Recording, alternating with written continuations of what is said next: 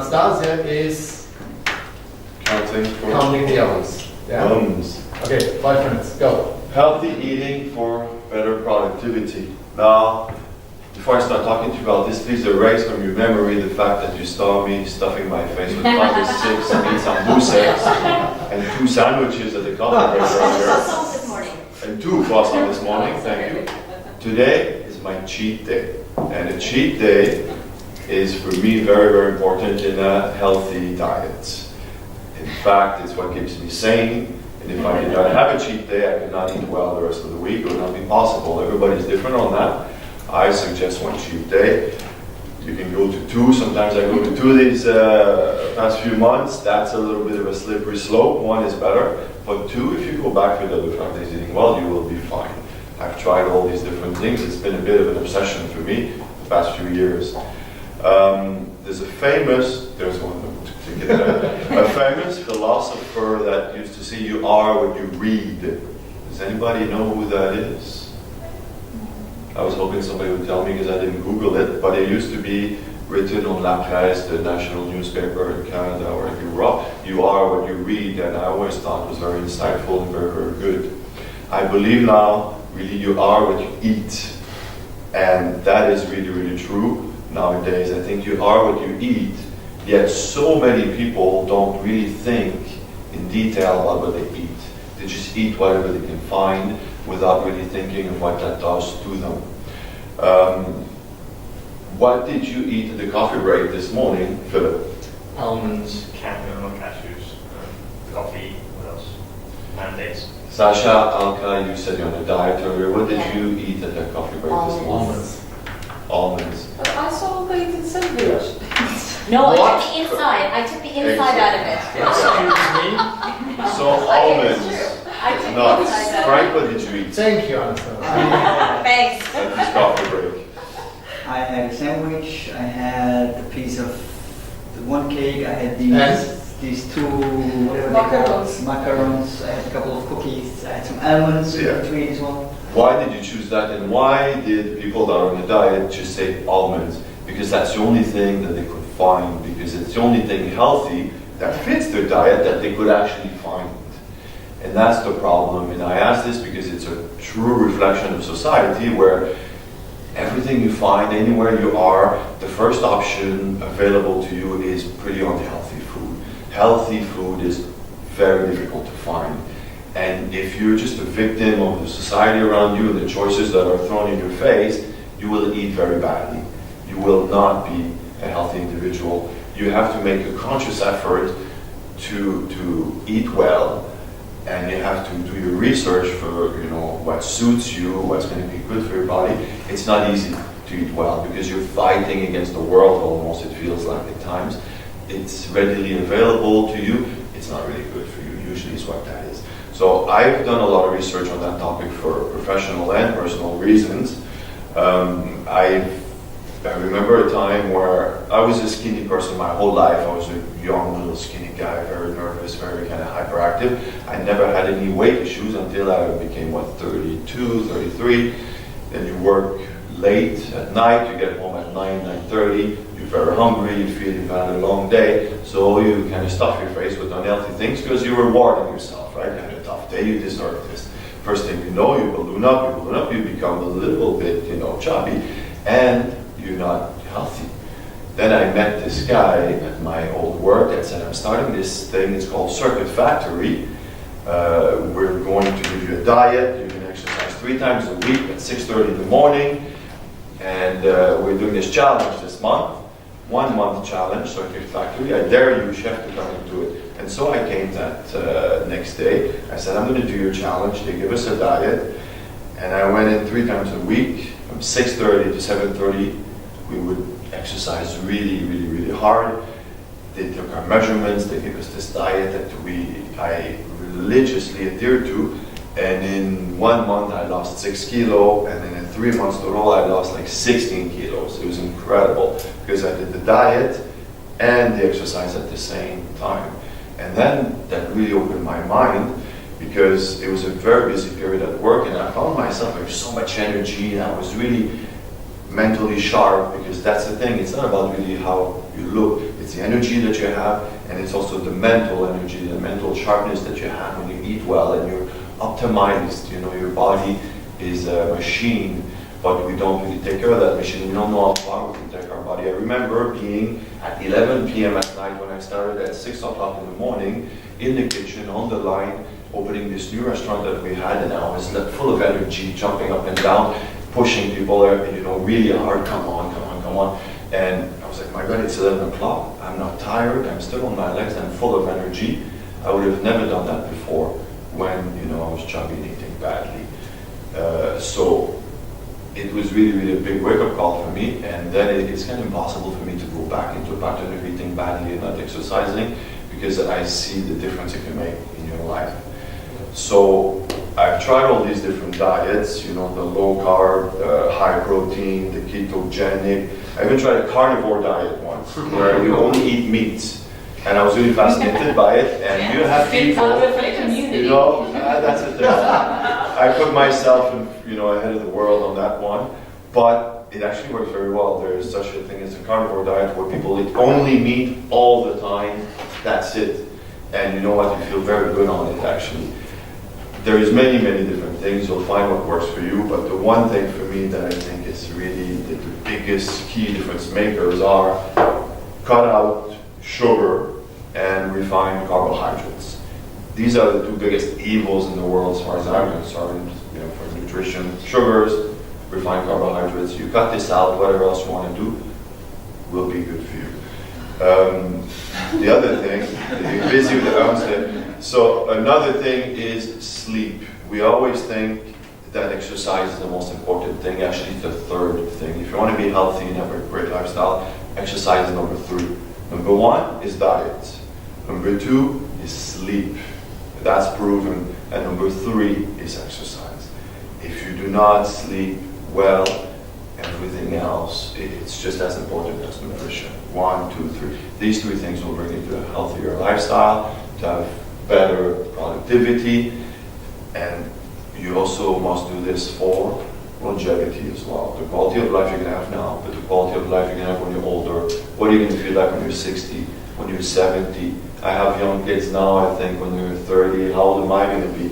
Am I going to be able to run around with them, with their little, you know, their kids maybe? Am I going to see the kids of my kids? I'm not sure. But if I eat well, if I'm healthy, then most probably. That's why, you know, I do it. Thank you. Oh, that was it, sorry. And we'll start with Frank. Yes. I always have that. That's good that we catch ourselves already. Yeah. Actually, yeah, that's something very important. So let me just look where we started. What I liked was the intro, because you started with something recent that connected the group, just about the break and what we eat and what we didn't eat, so very good. And then in between, so let me just go through the list.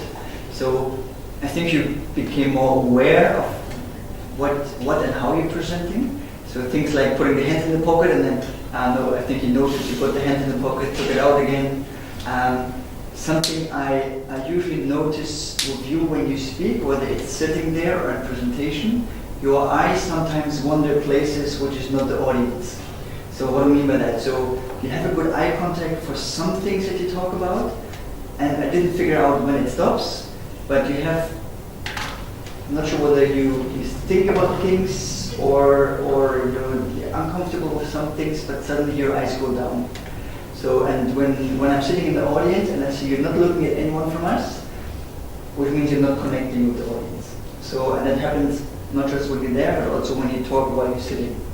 So that's maybe something to look after and to either look over our heads, as typical presentation things, look over our heads or look somewhere in the way of the audience. So I'm particularly keen on if a presenter is there, does he connect with the audience? You do, but I can see you losing it sometimes. I don't know why. I've tried to figure out the trend, but I couldn't find it yet. Then again, what I liked about your presentation was the story of your own experience of going through different stages in life in regards to eating and health and dietary. And at one point I was thinking, when does he come to the healthy eating for better productivity? And then I noticed, okay, you're actually building a nice story, and then you come to the point. So you build it up nicely. For me, it was a bit long, I have to admit. But then you got to the story of whatever you did helped you to stay productive in your work during late hours. So then I saw, okay, he's getting around it, but maybe could have been a bit earlier with some insights of, like smaller insights of the good productivity that you get from healthy eating. Another one. So what I liked as well was like the action that you mentioned. So cut out the sugars and the carbohydrates and stuff. And I would have stopped there actually. What came afterwards was another thing, the sleep, and then the other thing, the exercise. So I think when we talk about the healthy eating for productivity, and you had like a nice round, you build it up, you came to the productivity that you had, and then you talked about the action plan, I would have stopped there. And I would not have mentioned the sleep and the exercise anymore. So you had a nice round thing, and you came to, I think you maybe wanted to edit or you had it on your list, and I would have stopped there. It's just to me, it doesn't exist without the other two. That's why I thought it was important. I understand Right, the summary. It's just about, you had a good opening, you had a good closing for the action, and I would have stopped there because it would have totally fit overall to it. So the presentation itself was nice. I got the round. I like your way of like calm speaking. So that's actually like something that is pleasant to listen to. And then with the eyes coming in. Thanks. Sean. Yeah. You have something in you that inspires confidence. When you are, this is not given to anybody, but when you speak, you inspire confidence. I believe you. Just I want to listen to you. You're credible, and I think that you were a little bit lucky today because you are a topic which is you have a topic. Topic for me. You have the knowledge, experience, read, and you have the examples that you gave that are completely in line. So you have the three elements aligned in your favor, and you're credible. So thank you for the insights that you gave. Now, just when you were speaking, you inspire confidence, but somehow I felt that you're a little bit not shaking, but a little bit on the. You did not take advantage of the situation fully. And I'll tell you what I mean. Body language-wise, you were not that confident, in my opinion. It's exactly what Frank said. Sometimes your eyes were not were going in a different direction. Whereas you are completely inspiring confidence, plus you know the topic, plus everything you said was completely true and very well. So just maybe this kind of mental state was a little bit sharpened higher. Apart from that, you did not move a lot, which is good. You moved at the right movements, so it was interesting. I didn't. Maybe somebody was recording the but for me it wasn't important at all. It was just natural as when you spoke, so it was fine. But overall, it was really good. But the scene was wrong for you. I think if you were on stage, it would have been even better because the way you performed. Maybe this room was a little bit small. Where you are talking about this topic. I saw you, TED talk, walking, just giving the speech. You really, so it's really good. Great. Thank you. Diana, be Yeah. gentle. I will. No, but one of the tricks he uses, one of the tricks that speakers that are well seasoned use, is to take something that is personal and make it relate to it. So when you listen to it, it's authentic. You can hear the authenticity. You can relate to it because it's doing it. And the call for action was not just what to do, but why to do it, which was disagree a little bit with you about the sleep thing, because he told us what we should do and why we're doing it. So that for me made me take the call to action seriously. But overall, was good. The eye contact is getting better. What John and was talking about, but it's getting much better than before. So Great. No, I echo everybody else's. I think this is actually one of the best presentations you've given that I've seen. And again, you're speaking from a position of strength because food is such a big part of your life, not only personally but professionally. So I love the story that you're coming up, that you're opening a restaurant, and everybody's on the line. It's 11 p.m. You can feel that energy, so it's really good. Yeah, and I just love those examples because we watch so many cooking shows, and we love seeing the life of F&B and chefs, and so it made it very visual. Very good. I think you have, probably out of all of us here, the best presence when you're up in front of everybody. But, so I don't just give you a compliment. So we bring this hour. I still, maybe because I went to the washroom, I don't know, but I still don't feel like you're really connecting with me, or like really, I feel like you're holding back. And I feel there's some hesitation to enjoy yourself when you're up here speaking, if that makes sense. I think that's probably what's holding me back a little bit. I don't know if that's just nerves and practice, or maybe something. Did you enjoy it? Do you enjoy it like that? I think this very insightful comments, actually.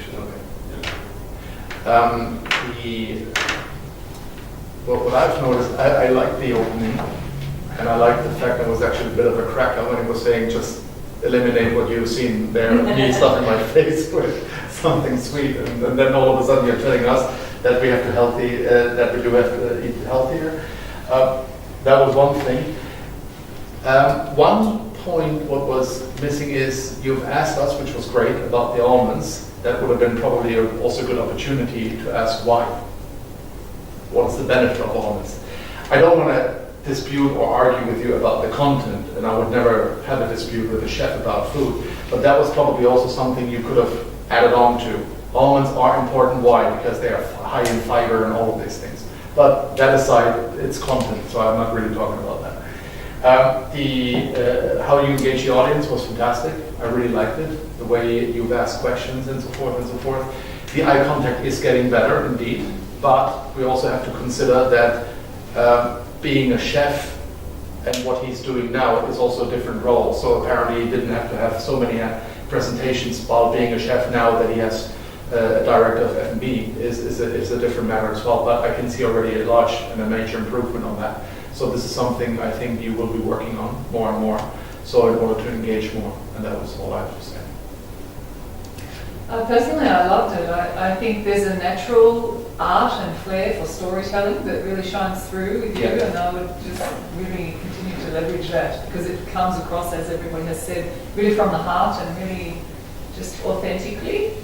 So maybe it's related to the relaxation that you were mentioning, or the enjoyment part. If you allow yourself to relax into that a little bit more and understand that that's a real strength for you, that will really keep shining through in your presentations. And I think that's where the motivational piece comes in, and real engagement, TED Talk style comes in. Sort of, great storytelling. Yeah. Before we start, Anastasia, there's one thing I forgot, and this is in like what Frank has said in terms of I would have stopped it there. I slightly disagree.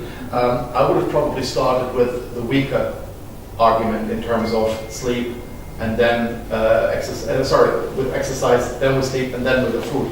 You started with the strong part, saying, you should cut out carbs or the processed carbs, and you should cut out sugar. And then you started with, sleep is important, and then exercise, something like that.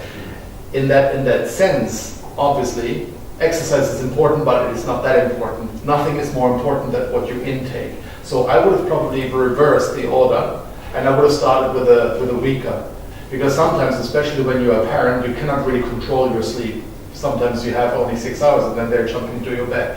Other than that, you can probably meditate, for example, instead throughout the day, which is equally as good as sleep. But then, as a call to action, as something for people to give away, and then you could have probably ended with much stronger argument saying, cut out the processed carbs, which can be found in and the sugar. Maybe just reverse it and then stop there.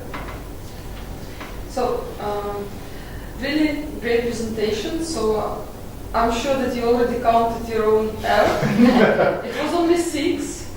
And every time 3 becomes important. Nice. And you counted. So, it was obvious that you know it. So, for myself, but those 2 are extra, but very light ones, I would say. So great level of confidence. I really love it. Confidence and calmness. Yeah. So you present as a great, professional, high level, feeling yourself comfortable on stage. Engagement was wonderful. Questions, some jokes, sorry about that. I was just, so the ice was broken for sure. I think it was a great example of questions and getting the audience engaged. Also, journey of self-change that you showed, it's wonderful. A little bit, as John and Alka was questioning you, are you actually enjoying it? So, a small miss of excitement and passionate. So if you would really leave it till the end, that would give even more impact on the audience, on everybody's life and change as well. The rest is absolutely fantastic, so great conclusion, 1, 2, 3. And let's do it. I would just say something. Let's be more productive. Let's perform better. 1, 2, 3, finished. So fantastic for me. That's it. Great, thank you, Alain.